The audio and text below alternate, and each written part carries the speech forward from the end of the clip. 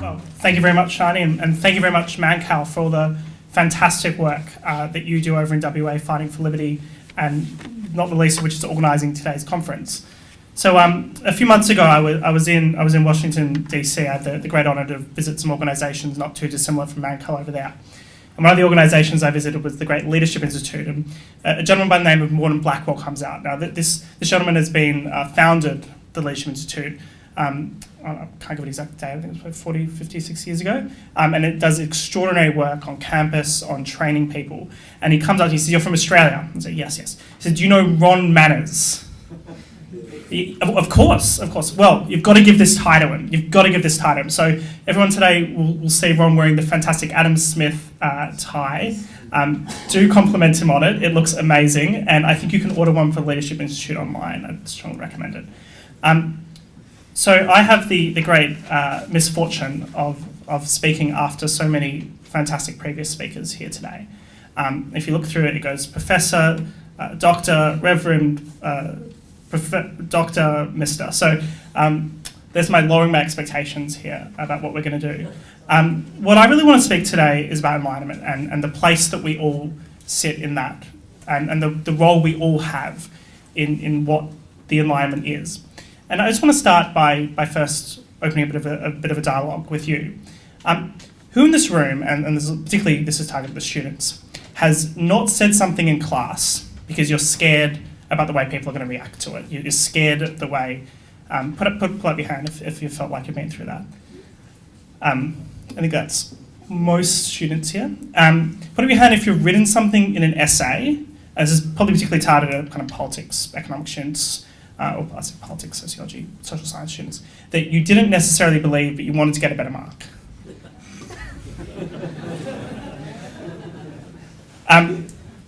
That's the problem. This is the precise problem we face. It's the issue that it's the inability to what, in a sense, achieve enlightenment by being truthful to ourselves. And what I'm going to focus on today is the notion of enlightenment, not necessarily the enlightenment, the historical process, but enlightenment itself. And it was, enlightenment is man's emergence from self-imposed knowledge, and that was what German philosopher Immanuel Kant wrote in the brilliant essay, What is Enlightenment? He defines knowledge as the man's ability to use one's own understanding without another's guidance.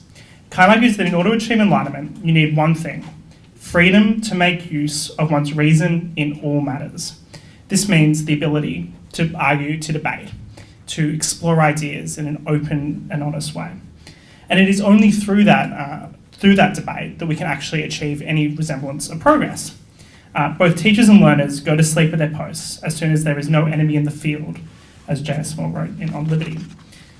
In my view, enlightenment, more than anything else, is the West's secret weapon. I think Caspar referred to that earlier when he talks about reason, this idea that we are willing to enlighten ourselves through that process. And in what you'll notice, and some great economists call this the hockey stick, if you look at the last 2,000 years of the global economy, of economic growth, what you'll notice is the hockey stick effect. So you'll notice it's pretty much stable for probably about 1,800 years, and then it goes bang, it goes zips upwards. The amazing hockey stick effect is that point of reason. It's the point when we started to use our capacity to argue with each other, to attempt to pursue truth in order to improve the human condition in that process. This is the very scientific process at its core. Now, before that process, before enlightenment, life really was in a Hobbesian style way, nasty, British and short. We didn't have the capacity to achieve very much when we were held down in a dark age, where we were incapable of using our capacity as humans to seek out truth. What we're seeing today, and I think we have to be careful here, not assuming that it's every university academic or every member of the media or every grand conspiracy, but it is a small, disproportionately influential number of people who come from a certain ideological perspective in which they quite frankly don't believe in the existence of an objective truth, as the previous speaker was getting to, which is fundamentally quite dangerous to the position of university campuses. And our story really does begin at universities, because that's unfortunately where intellectual strains can both prosper and for better and for worse. and always have been, I suppose, in a sense. Universities do have a public responsibility. They're responsible in the sense that they're publicly funded, that they're established by government legislation. They like to pretend that they have no kind of responsibility to act in a certain way, but unfortunately for them, they also want to be a public institution. They also want your money, all our money. What we've seen today across many campuses across the West, speakers are cancelled and violently protested because of certain ideas they disagree with. Students are self-censoring for fear that they might be told off in class or get a lower mark. We're seeing things like trigger warnings develop, alerts before content that people might find challenging. We're seeing safe spaces coddling students from intellectual challenge. We're seeing activists demanding censorship of certain ideas in classes that they dislike.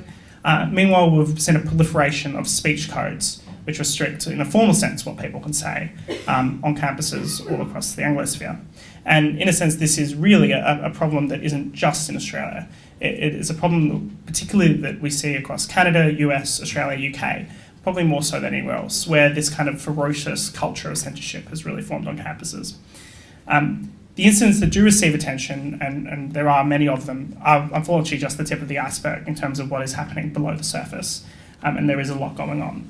And they really do reflect a deeper ideology, a deeper sense of what the university has become. And it's really that the university has transformed from truth-seeking entities to activist-seeking entities with a particular ideological perspective that they're trying to further in that process.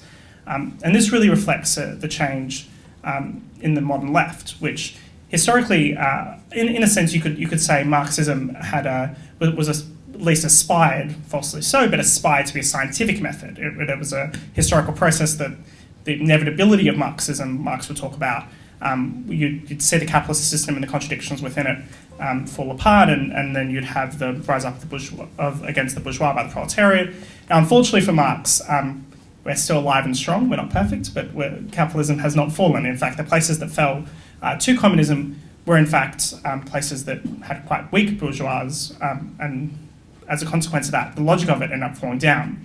Particularly the logic fell apart as the reality of Marxist societies became something that after enough time the left came to acknowledge, I suppose, in a sense that, well, maybe that wasn't the kind of society we really do want to build. We don't want to build an oppressive society where everyone is extremely poor and unfree.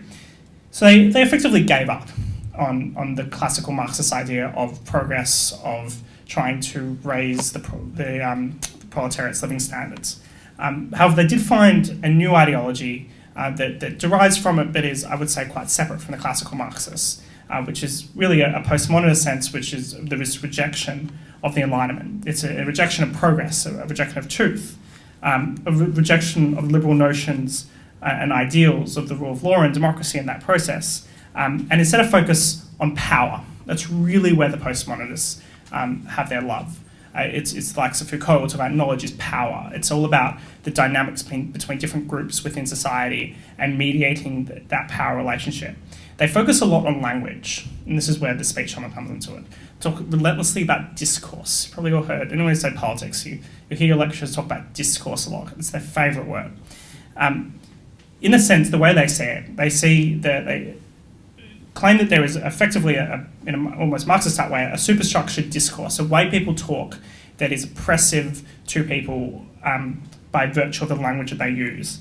As a consequence of that, they feel like they need to break down the discourse. They need to act in a certain way where they're relentlessly critical of the people they perceive to be powerful in order to break down the discourse and replace it with their chosen discourses. They want to change how society functions in that way.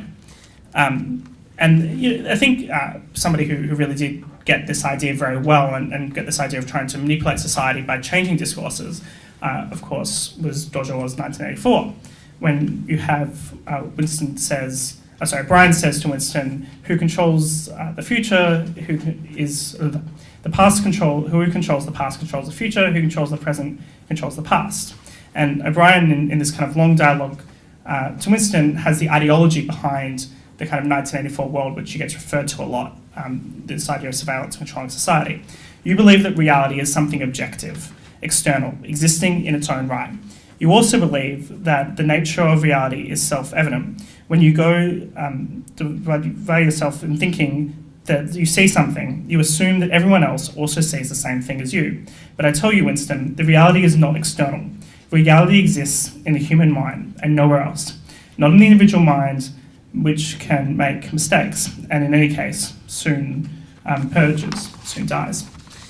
Only in the mind of the party, which is concrete and immortal.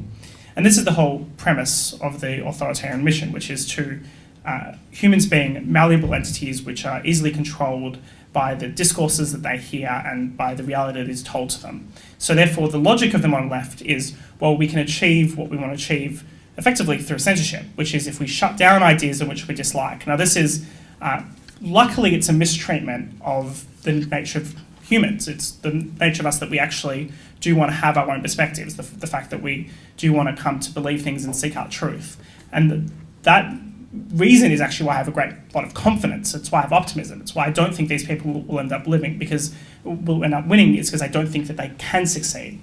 Identity politics, as the previous speaker was getting to, really gives postmodernism practical meaning. It defines who the oppressor is and who the oppressed is.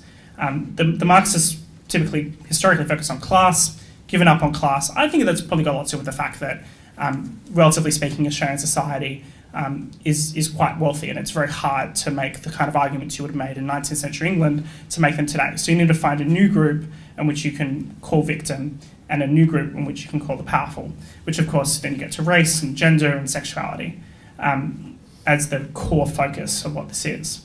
So the owner of the means of production is no longer the enemy, it's the white straight male who, through the language he uses, the discourse, exercise power and domination to the detriment of minorities. Now, in a sense, identity politics is not necessarily purely a bad thing. And in fact, it can be very useful and it can be very necessary at times if what you're seeking out is for everyone to be treated equally. It's, of course, the first wave feminists argued that all women should be treated equally by society and therefore should have the right to vote like everybody else. Or Martin Luther King Jr., who said, one is live in a society, a nation where you're judged by the colour of your skin, but not by the content of your character. If your aim is a classical liberal kind of humanism, and that's the reason why you're focusing on these issues that exist in society, then I suppose there's an argument to be made. But what we're seeing today, with much of those debates already won in the past, we've seen the kind of campus activists need to find a new mantle and therefore need to basically change the playing field by redefining people as oppressed in a discursive sense by the way people talk about them, and you make it vague enough so that therefore you can manipulate what you need to. The only way to solve the problem is not through, as previous speaker said, formal political equality, but you need to go on and try to manipulate what language can be spoken and put in place a bunch of restrictions on what ideas can be heard and what ideas can be said. We've seen a lot of this across campuses at the forefront. A perfect example of this would be a South African student campaign that takes this logic to the extreme at the University of Cape Town, where students established a campaign called #ScienceMustFall. Now, one of the students, this was a follow-up from the Cecil Rhodes statue, Rhodes Must Fall, which called for historically claimed to be racist individuals for their statues to be removed. This is even before this all started in the US. It started on campuses in the UK and South Africa. Now, Science Must Fall takes this to the next logical extreme. And there was a particular student panel that was filmed on this, with one of the students saying, "Science as a whole is a product of Western modernity, and the whole thing should be scratched off," one of the students on the panel said. She then went on to call for, and I quote, "a restarting of science from an African perspective," and used the example of witchcraft as an alternative form of knowledge. This campaign, like the postmodernists, follows a postmodernist identity logic perfectly. It's premised on judging people not on what they're saying, but on the basis of who is saying it, and that's a very key element here. You judge based upon the identity of the person who's making the comment, rather than judging them by the content of their character, by the content of their heart. In Australia, we're seeing a lot of this as well, the same logic. At the National Youth Students Conference, I don't know how many people in this room have had the misfortune of going on to that. I know I have, I know Rebecca has, over in the audience. They split the policy chapters into different sections. Now, some of these are what you'd expect. They're like administration or welfare and education. But then they have their identity categories, and those include ones of ethnocultural, women's and queer policy. Now, when you're debating those policies, something fascinating happens. I stood at the back of the room once, just in a state of shock, which is people reshuffle around the room. So they bring, for the women's policy, women have to sit at the front, men at the back, or ethnoculture policy, sit at the front, ethnoculture people sit at the front, non-ethnoculture people sit at the back. For queer policy, queer people at the front, non-queer people at the back. Now, I could actually sit at the front in two of those policies. Sadly, they never actually let me speak. Perhaps their sense of it, even not oppressed enough, perhaps. Then they decide that the only people who are allowed to speak on those policies are the people within the categories. And therefore, it's putting the value of what is being said, not in the content of it, but once again, in the content of who is saying it. And that's completely jumping around the logic of the way we should be arguing. This is effectively, in a sense, the same logic as a white supremacist, which is judging someone who is white to be what they're saying superior to somebody who's black. Well, they just completely reverse the logic in the same sense of racism.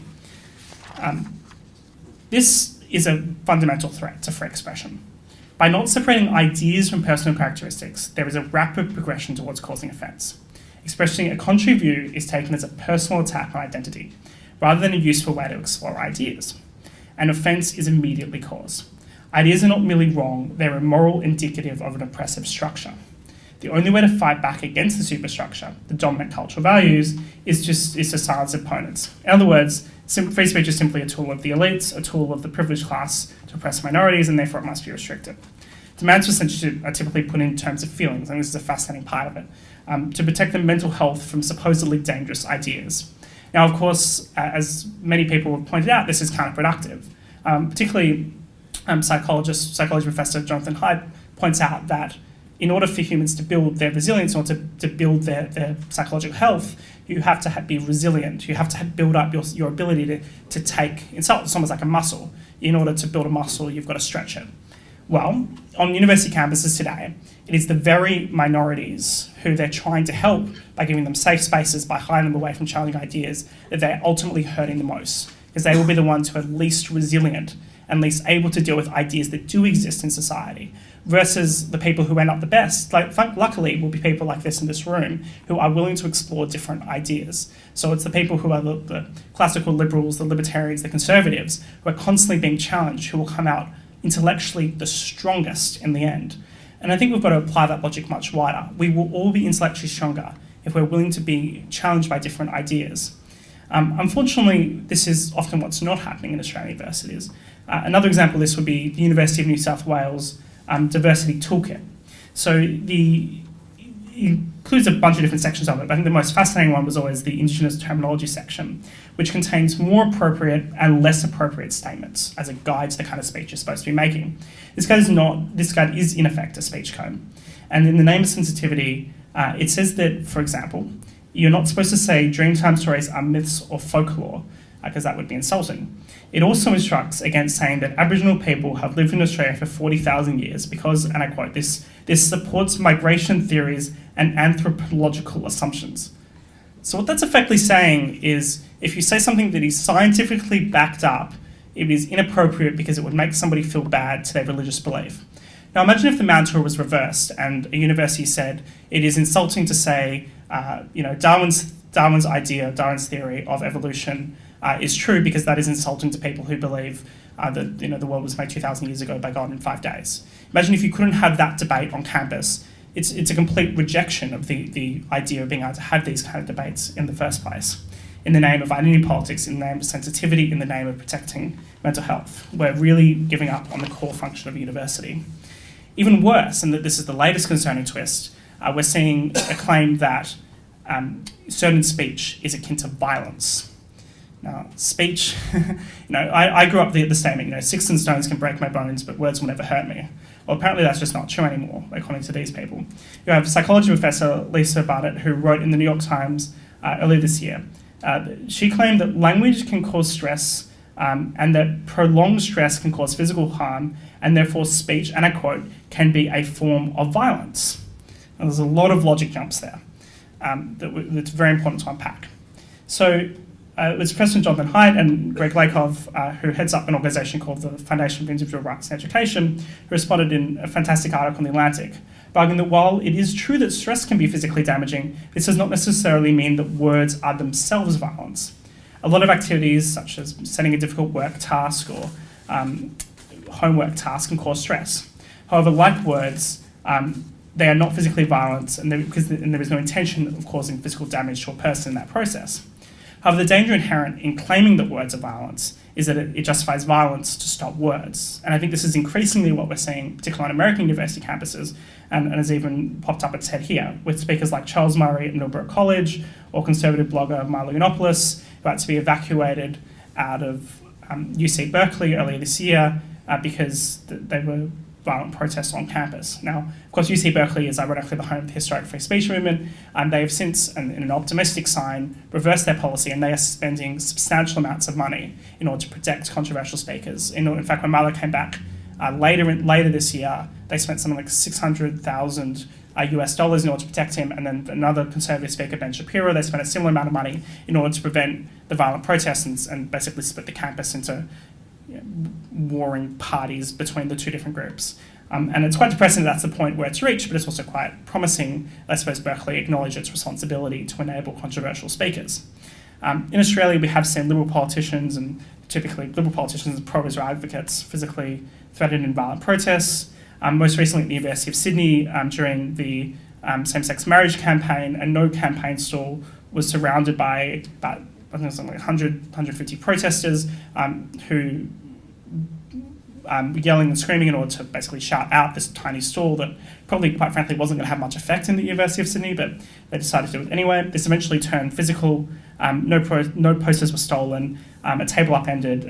Police attended, and there's even, if you watch close scenes in video, someone gets kicked as well. So you have the same philosophy of fighting ideas, fighting words with violence, which is quite dangerous. There are some notable exceptions, but unfortunately not enough. The Institute of Public Affairs Free Speech on Campus audit last year found 8 in 10 of Australia's universities have taken action or maintained speech codes that stifle freedom of expression. There's one university, the University of New England, received a green ranking in our system. Universities, often in the name of diversity and tolerance, have explicit policies that forbid insulting and unwelcome comments, offensive language, in some cases sarcasm, and even hurt feelings. It's practically impossible to have an open debate in which you cannot hurt someone's feelings, particularly considering how easily feelings can be hurt in the modern age. Universities have, in effect, institutionalised the identity politics paradigm. The previous speaker already spoke about this example, which is the video which featured from Canada on Monday. And actually, I think an element which was missed, which is quite fascinating about it, was that Lindsay Shepherd, the student who was accused of breaking the university's code, didn't actually endorse a perspective. In fact, she said that she intended to show both sides of a debate that happened in Canada about changing gender pronoun laws. So she showed a video, and she said she disagreed with that video, but she was still told that she shouldn't have shown it. She was still told that it would break the policies by exploring ideas, and it was creating an unsafe learning environment. And she, as the previous speaker said, she fell to tears. And told that it countered the Canadian Human Rights Code, probably not true, that it countered the university policy, probably did counter university policy, which speaks to how bad the university policy is at that particular university. The university policy says an act or actions that reinforce gender inequalities resulting in physical, sexual, emotional, economic, or mental harm count as gendered and sexual violence. So emotional distress is now violence, apparently, under these university policies. One of the most fascinating part of it was when one of the academics who was speaking to her said that the students don't have the critical toolkit to be able to pick apart yet what was being shown. This is one of the things we're going to be teaching them. So the idea here was that it was 18-year-olds and they weren't old enough. Now what they're in effect here saying is, well, they're 18 and therefore we haven't had time to propagandise them, so you can't show them this material yet because they don't know that we haven't told them that it's wrong yet. So they've really reversed the idea of the university being a place about exploring ideas and trying to seek out enlightenment, to being a place where you're trying to teach a particular ideological perspective. So yes, the plague of postmodern identity politics has very much arrived in Australian universities. And this does threaten the purpose of universities, as well as establishing a culture in which students who now be graduated are going into the workforce and ultimately leadership positions in our society with a very centrist perspective towards free speech. This endangers a free, tolerant and open society. In order for us to be able to build that premise, build that culture, it needs to start at universities, and in fact the opposite is happening. So you're going to see more and more of this at large. Conservative, classical liberal, libertarian students often feel too uncomfortable to express their opinions, and this is extremely problematic. And on the other hand, it's creating a snowflake generation in which people are incapable of dealing with controversial ideas. Now, I want to finish off this by speaking a little bit more optimistically, because I think we're on the cusp of a rejection of this culture, a real rejection of this tendency towards censorship. And I think that's what we're seeing here today in this room with so many people here. People are sick of what they're being given as only one perspective on campus. They're sick of not being able to express their ideas and worrying about causing too much offence. I think the vast majority of students are uninterested in this nonsense, and the vast majority of academics probably are as well. But you do need a louder opposition in order to fight back against the small minority who's pushing this. Now, despite limited publicity, there are already 18 Australian members of what one of my colleagues mentioned earlier, Bella, Heterodox Academy. So Heterodox Academy, for those who haven't heard of it, it basically exists to not be an ideological entity. In fact, there's plenty of people who would be from a traditional left-wing political perspective and vote Democrat in the US, but are members of Heterodox Academy because they support the diversity of ideas. They know that as part of the Socratic method, you need to have different ideas on campus, different people looking at things from different perspectives, arguing amongst each other. There are now 1,250 academic members of this across the US, Canada, UK and Australia. There's 18 in Australia, despite the fact that it's never really been publicised very much here. So that's a sign that perhaps there is this fight back growing. But more so, and even more importantly, fighting against this, is relentless vigilance by those people who do have free-spirited minds. And this is where you come in. You need to be able to recognise censorship and have a willingness to fight against it when you see it. You need to call it out and get it attention. Because when most people see what's going on in their universities, or when they will see what's going on in the universities, they will find it disgusting that this is being done using their taxpayer dollars. Now, Australia's university regulator, the Territory Education Quality and Standard Agency, sounds exciting, doesn't it? They've already backed down earlier this year. They backed down on a policy which was called a diversity and equity policy, which had a bunch of nonsense in it about basically making universities social justice. Literally, it said the purpose of the university might include pursuing social justice. Now, they backed down after quite a bit of a quiet campaign by certain good academics, by the IPA and other free-minded people, including, I understand, the government. And they came to the conclusion that measures taken to accommodate diversity should also not contravene the pursuit of free intellectual inquiry and more generally freedom of expression. Our universities are mandated to protect free expression, but we have to hold them to account when they seek to censor it. And that means having a willingness to complain about it. It's having willingness to talk to people like Shani, who's your campus coordinator, or get in touch with me when you see something happening that you know is not right.